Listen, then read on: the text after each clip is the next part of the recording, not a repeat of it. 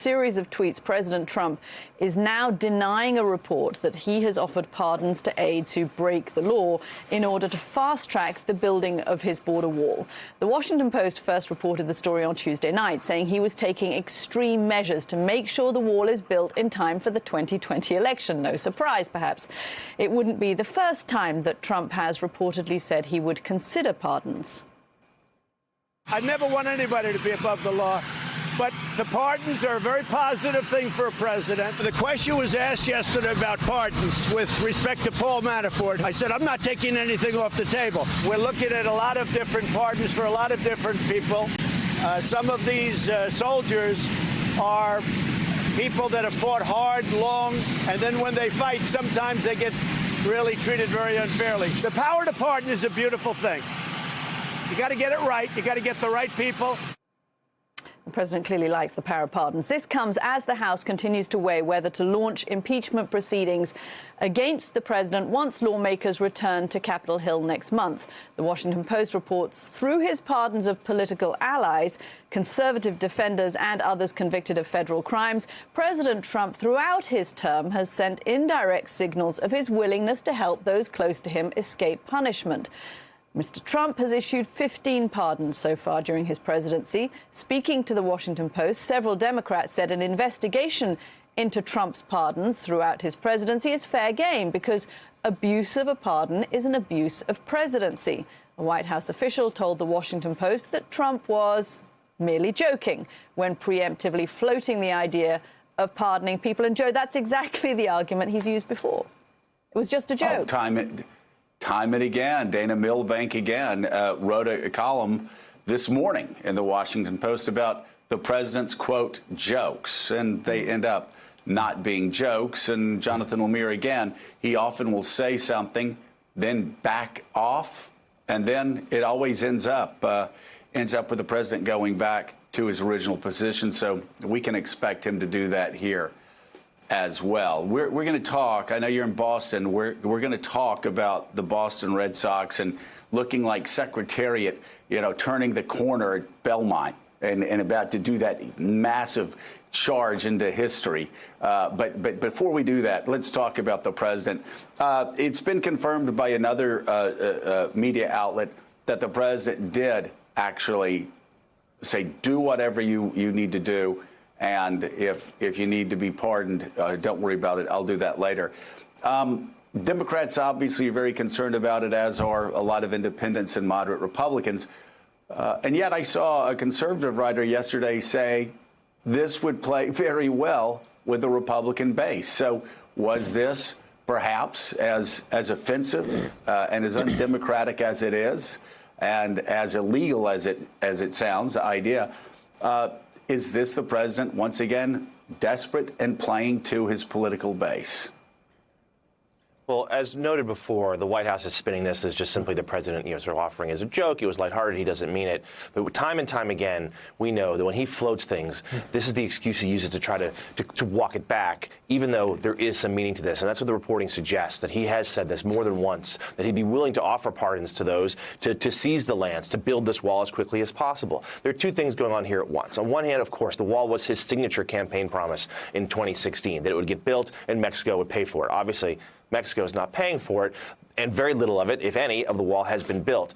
They're still looking, though. They need to be able to point to something they feel like going into as 2020 heats up. They need to be able to suggest that progress has been made. They'll blame the Democrats for not getting as much done as they'd like. That's the White House strategy. But they need to be able to suggest that this is happening, that the president is fighting for it. And that is so often the key here with this president. It's not about the actual concrete results. It's about the perception that he's fighting for, that's what animates the base. And we're seeing that again here. And as far as the pardons go, you're right. This is something that is a power of the presidency that he's really fallen in love with, because it's something he can just sort of do unilaterally. It's something that he doesn't need any sort of approval from Congress or even, frankly, his own staff. He can just sort of move forward with this. And certainly there have been times, whether in the midst of the Mueller investigation or not, where members around him have tried to get him to take the temperature down, to say this would be politically risky, you shouldn't do this. But that doesn't mean he won't. And I think we're seeing that again here, where he's toying with the idea of something that he can do in order to get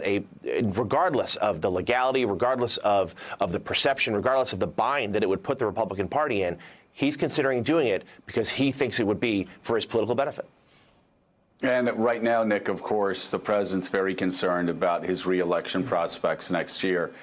He's been many people close to the president say part of the reason why he's acting even more irrational than usual over this past week are the growing concerns about the economy. But when you look at this issue of the president building the wall, this was his key promise. This promise defined his presidency. In fact, he would joke and say every time energy in the room went down, wherever he was, he would just shout out, build that wall. It would be, you know, like a band playing its biggest hit. And building the wall, making Mexico pay for it, and then with a coda of him saying, believe me, it's going to happen, believe me. Donald Trump has to know that that's going to come back to him. Democrats offered him $21 billion to build his wall. He refused it. Republicans didn't want the wall to be built when they controlled Washington. So now he finds himself a year out from the election, and the only thing he's done, as Fox News reports, is he's rebuilt 60 miles of wall that were already existing under President Barack Obama. So, Joe, the wall is the central symbol of his presidency. It's a physical kind of manifestation of the purpose of his presidency, which is to keep them out.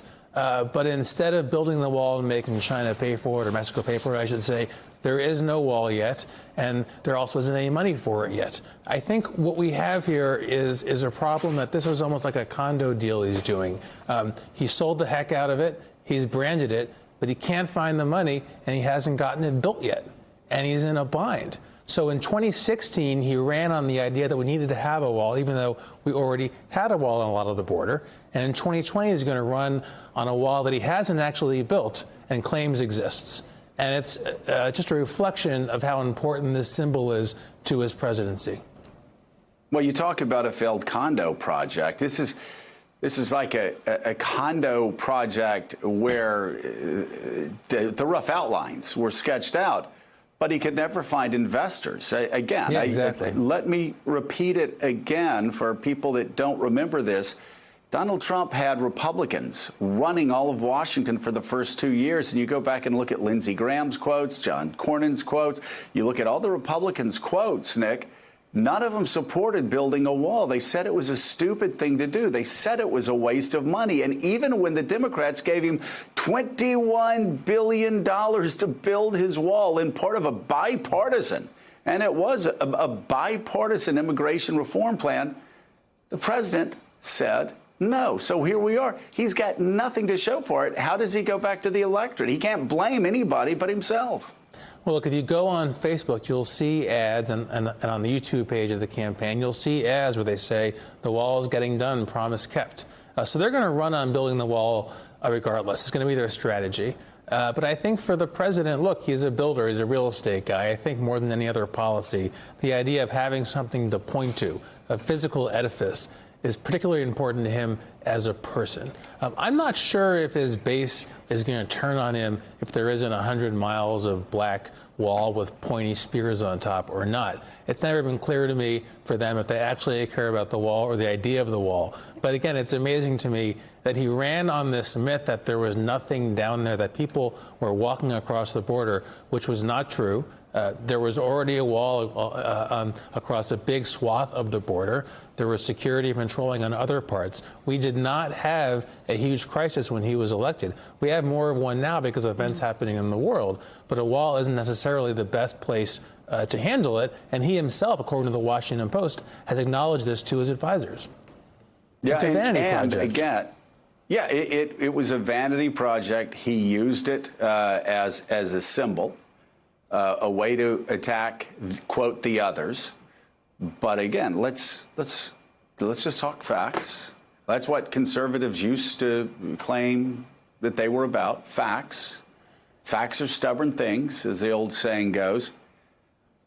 When Donald Trump was running for office, illegal border crossings were at a 50-year low. Okay?